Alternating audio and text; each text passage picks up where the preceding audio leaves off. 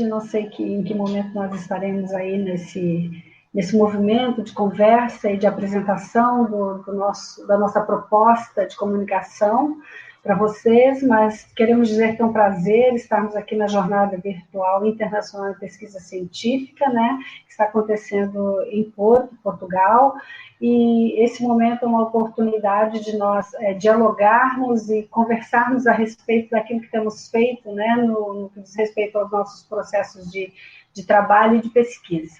Então, hoje, aqui nesse evento, nós, né, a minha orientanda Priscila Carvalho Monteiro e eu, estaremos apresentando para vocês um texto que foi pensado a partir de uma disciplina que nós ofertamos no mestrado, né, Epistemologia e Educação, e da qual esse texto foi o resultado, né, de trabalho da orientanda Priscila. E esse texto vai tratar um pouco das escolas democráticas, a partir da perspectiva de pensar os currículos restaurativos no contexto escolar como uma possível ação, né, que possibilita a construção não somente da gestão na perspectiva democrática, mas também da própria reconstrução da escola e do currículo a partir de uma perspectiva mais democrática. Agradecemos a oportunidade de participar da jornada. Eu vou apresentar sobre as escolas democráticas, os círculos restaurativos no contexto escolar. Como a professora falou, foi um estudo oriundo da disciplina de Epistemologia na Educação. Então, a partir dessa disciplina, a ideia, né, o objetivo do trabalho foi analisar, então, as contribuições dos currículos restaurativos, dos círculos restaurativos, para a gestão escolar democrática e o desenvolvimento do currículo. Então, de que forma esses círculos restaurativos contribuem, né, para uma gestão democrática e para desenvolver um currículo que também seja democrático. Estudamos primeiramente sobre as escolas democráticas, que foi um estudo da disciplina, né? Essas escolas, então, elas atuam com princípios antirracistas, anti-homofóbicos, antissexistas e preocupadas com a justiça escolar e social. Então, para além, né, do contexto escolar, elas são estruturas que envolvem a sociedade, né? É uma justiça social, né? A estrutura e os processos democráticos, então, envolvem questões que vão além da sala de aula, que vão além dos muros da escola, além da própria instituição escolar e estão presentes na sociedade. Então, além da defesa dessas escolas públicas, né, é necessário que se defenda uma educação gratuita, uma educação laica, de qualidade, né, socialmente referenciada, e que vá ao encontro dos fundamentos com os princípios das escolas democráticas, né?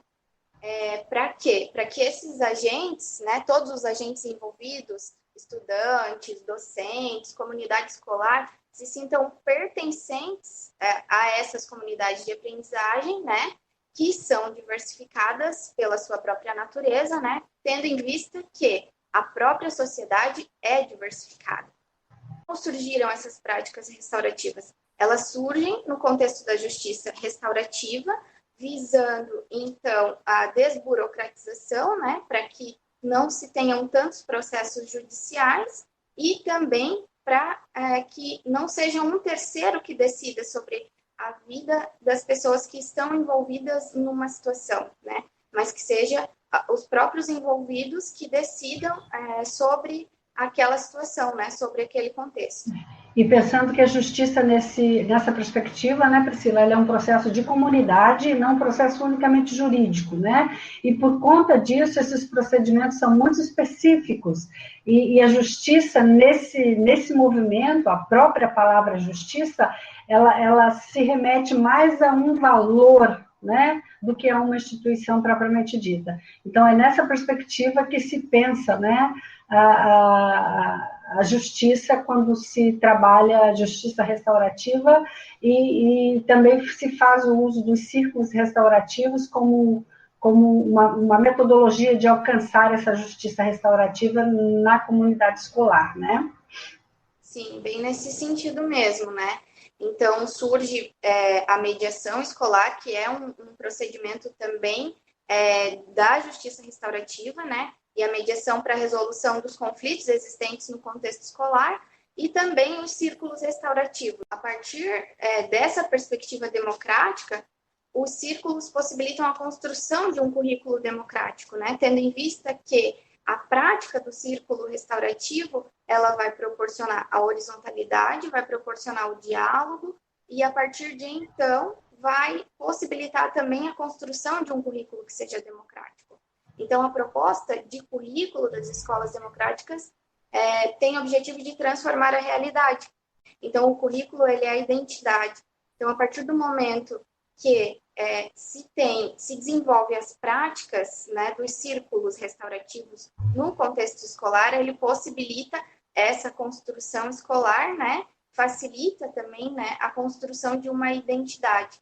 E pensando não somente na construção, né, no desenvolvimento do círculo em situações de conflito, mas em situações de reuniões, em situações em que vai se reunir uma turma, né, como uma ação de algum componente curricular. Então, nesse sentido que se pensa a prática dos círculos restaurativos no contexto escolar, né, em diversas situações normais, né, do contexto escolar, o desenvolvimento dos círculos restaurativos. Eles estão de acordo com o Plano Nacional de Educação, né, brasileiro, né, no sentido de que esse plano ele preza por uma gestão democrática.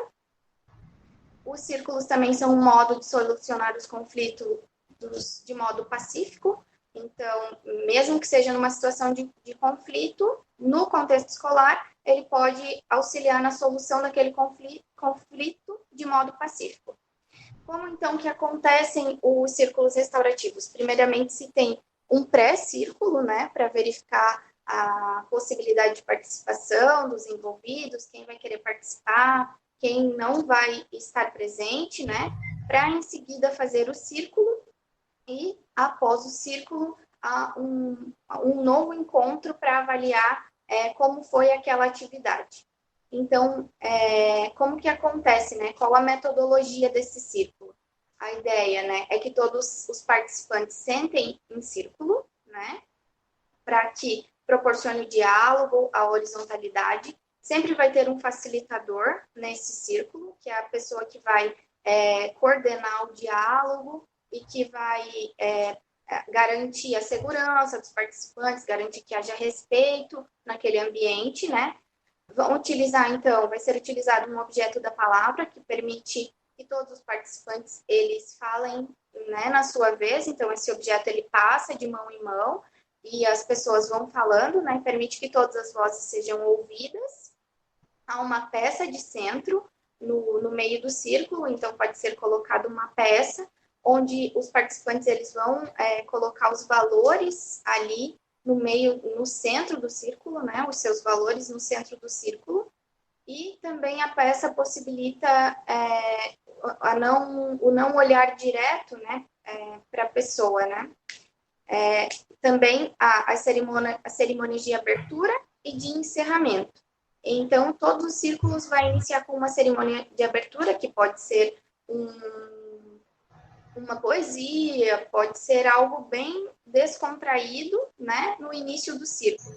E uma cerimônia de encerramento também com algo nesse sentido, uma música, uma poesia, né, para que se encerre de uma maneira bem pacífica mesmo, né. O check-in, né, se chama check-in, que é o início também de círculo, logo em seguida, após a cerimônia de abertura, se faz o check-in, onde se pergunta como todos estão se sentindo naquele momento, e cada um vai poder falar como está se sentindo.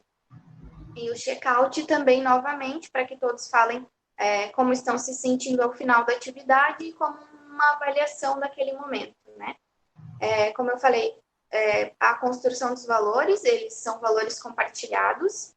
Esses valores, eles são depositados no centro do círculo, né? Com a ideia de que seja a construção do valor daquele círculo, daquela atividade, e em seguida se passa para as diretrizes, que são as regras desse círculo, né? O que vai ser possível são os combinados, né? De não ter uma comunicação violenta ali naquele momento, se todos vão concordar em utilizar o celular ou não utilizar o celular, em que momento todos saem da sala. Então, é tudo acordado, né? Nesse momento é tudo acordado, verificando se todos os participantes concordam, e em seguida se passa, então, para as perguntas norteadoras, que são perguntas que vai depender muito do contexto, se vai ser um conflito, né? Perguntas relacionadas àquele conflito, né? E se não for conflito, perguntas relacionadas ao contexto geral dos participantes, dependendo do objetivo do círculo. Metodologia muito interessante que podem ser implantadas, né, como um processo de reconsiderar as próprias formas de olhar as indisciplinas dos grupos, né, Priscila? E não só isso também, mas como uma forma de, além de reconsiderar o olhar no que diz respeito às indisciplinas e aos conflitos e às violências que muitas vezes estão de forma bastante ampla e complexa, especialmente no ambiente escolar, né? É uma metodologia que permite outras construções também, né? Para além das violências, para além dos conflitos, a possibilidade de utilizar esta prática, né, dos círculos restaurativos como um processo de construção de novas possibilidades, como, por exemplo, o pensar um novo currículo. Né? Um novo currículo que esteja relacionado ou articulado às necessidades daquela comunidade específica, daquele espaço específico. Né? Então, aproveitar esse momento para fazer um processo de autoconhecimento, né? Dentro do próprio círculo restaurativo, para que esse autoconhecimento gere demandas a serem construídas para esse grupo. Se chega a essas considerações, justamente por considerar que os círculos eles podem ser utilizados não somente em situações de conflitos, né? Então, eles podem trazer muitos benefícios para a relação escolar como um todo, né? Para a construção do currículo, como a professora colocou, né? Eles auxiliam, então, na construção coletiva de diversos espaços institucionais, né? E não só no ambiente escolar, mas fora também do ambiente escolar. Então, com os objetivos, que é a promoção do diálogo, a construção de valores, a potencialização da empatia, e permite a plena expressão de ideias, ele permite justamente a construção desse currículo democrático, né, a partir do envolvimento, né, das pessoas que precisam fazer parte desse currículo. Então, é necessário, é importante que se utilize as práticas, né, dos círculos restaurativos no contexto escolar. Essa é uma das considerações do nosso estudo, né?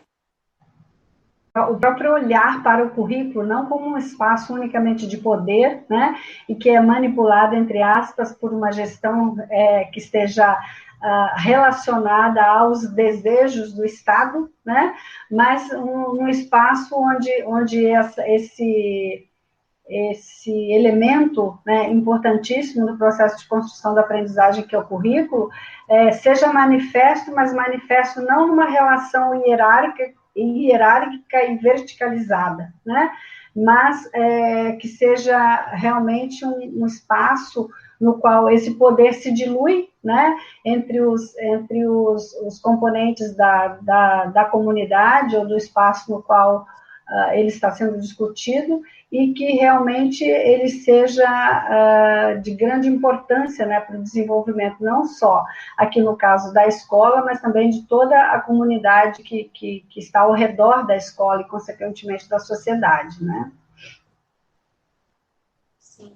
Então, nós utilizamos algumas das nossas referências, né, nós colocamos aqui na apresentação, e nós agradecemos a atenção, né, de todos, e esperamos que os círculos restaurativos contribuam, sim, para o desenvolvimento de um currículo democrático.